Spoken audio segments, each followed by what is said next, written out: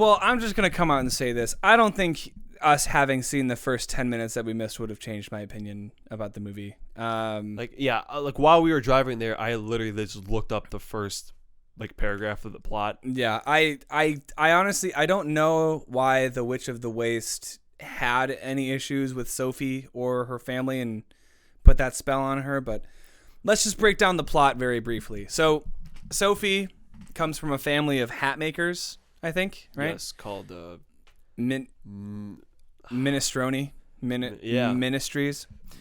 And she gets a curse put on her by the Witch of the Waste. And at that point in the movie, I don't know how they know what the waste is. It might just be like a ghetto. Or, like a fairy tale, like. Or literally just like. It's just a wasteland, yeah. So then when we got into the theater, we walked in on the scene of Sophie, like her mom and her sisters are downstairs and they call up to her, and then Sophie's in her room and she's already an old 90-year-old lady. And she leaves the house in a disguise to go through the wastes to find a wizard.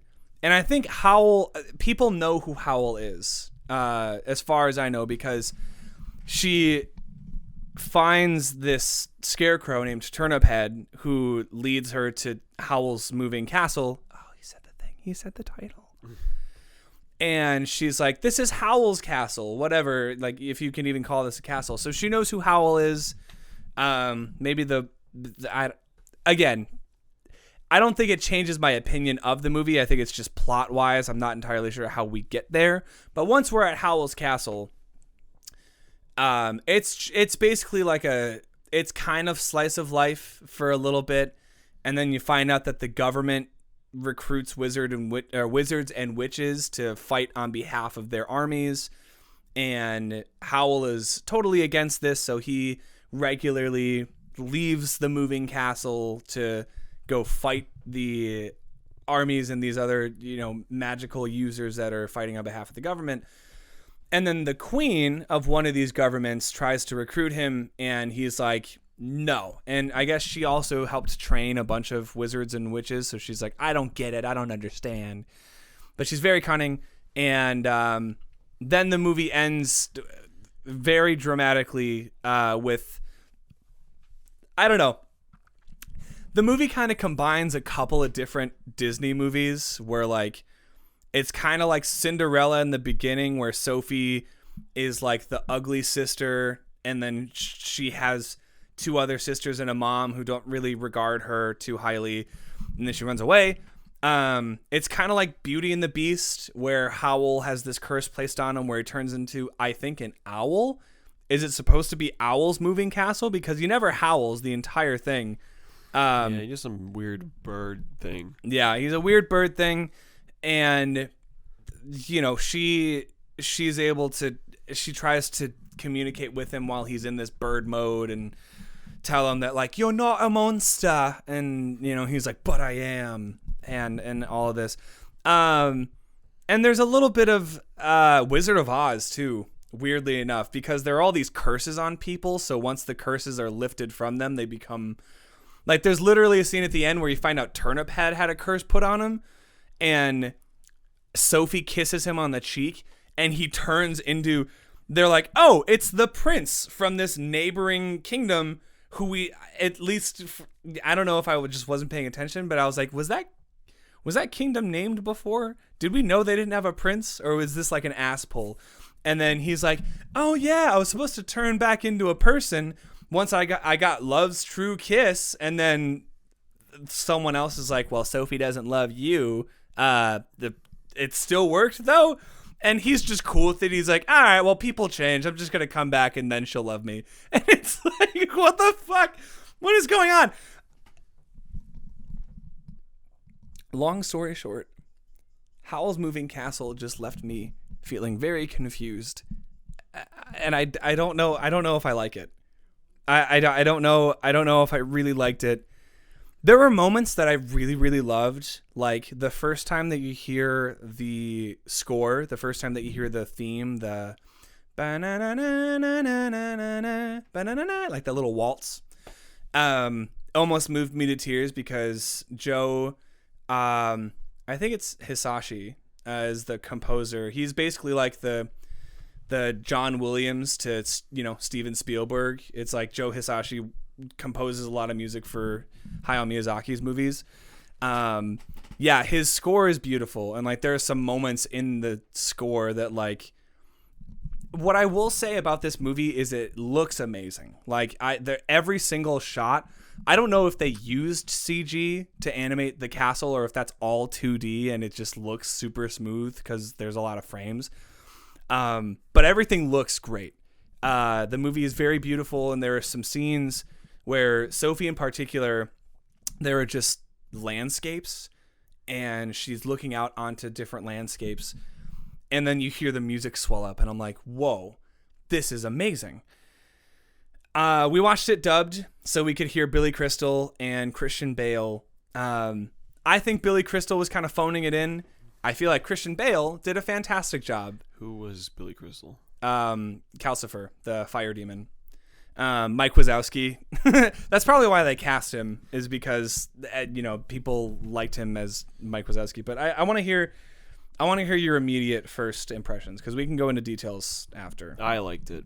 You liked it? I liked the movie. I liked I want to say Calrix. No, not the Pokemon. not the big brain. Okay, so when I was reading the plot, and it said, oh yeah, Sophie meets Howl and the fire demon or whatever. Mm-hmm. And in my mind, I was picturing, for some reason, the first persona you get in 5. Oh, like yeah. the one that's on the artwork. Yeah. I thought it was going to look something like that. Mm-hmm. Like a demon of fire. Yeah. And it's just this little tiny flame with like googly eyes. And I was like, okay, I love him. I love him. I want one. He's a fan. There's a lot of merch with Calcifer on it. Okay. All right. I might need some. But yeah, I really like Turnip Head. I thought it was just funny how he's just a sentient scarecrow that just hops. Yeah. And I'm really glad he didn't like talk or anything, because that would have been kind of goofy. Mm-hmm. We have our little old dog. Oh, yeah. Heen, I think is his name. And he doesn't bark. He only he wheezes. Like when he's trying to bark. That scene where Sophie is going to the castle, I love that whole sequence. Like when she's walking and she has these funny asides, and she's like, I don't know what Howl is disguised as, but he said he was gonna follow me, and he's like, she's looking. I need to talk. Fucking Christian Bale did such a good job. Like he's just I don't know. There were times where I had to convince myself that he wasn't just a voice actor, and he was an actor. Because Billy Crystal seemed like one of those guys that's granted, Calcifer's mouth doesn't move naturally. It's very wavy, and so you can't really tell where the syllables are supposed to be. So his voice lines are kind of all, he has a lot more freedom to speak however he naturally would. But I feel like his energy was just kind of like several notches down the whole time. Whereas Christian Bale, it was every single scene that he was in, Howl steals the scene. It's like when Howl shows up for the first time and you see him in the pink and yellow cardigan, and he's got his blonde hair. It's like, whoa, this guy is really cool. And then he starts talking, Oh, man. Christian Bale. It was just... You said when he's in his owl, his monster form, he's just Batman. He just sounds like Batman. But when he's in his regular form, he just sounds like Patrick Bateman. It's so interesting.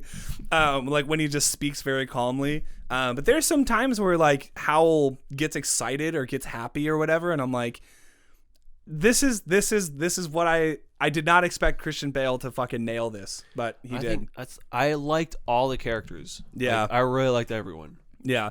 There was not a single character that I thought was the kid, Markle, he wasn't annoying. Apparently that's Zach Hutchinson, from, remember Bridge to Terabithia? Yeah, he was the guy in Bridge to Terabithia.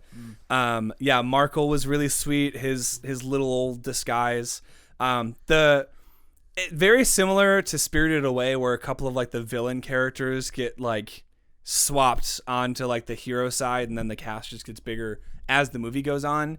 Yeah, you have that with Heen, the little dog, who's the dog of the queen that's trying to capture Howl.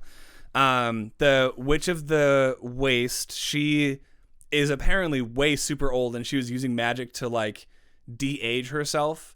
And then when she goes to the castle, there's this process that happens in like the main lobby where the queen kind of gets rid of that spell, and so she turns into this like old blob of a lady.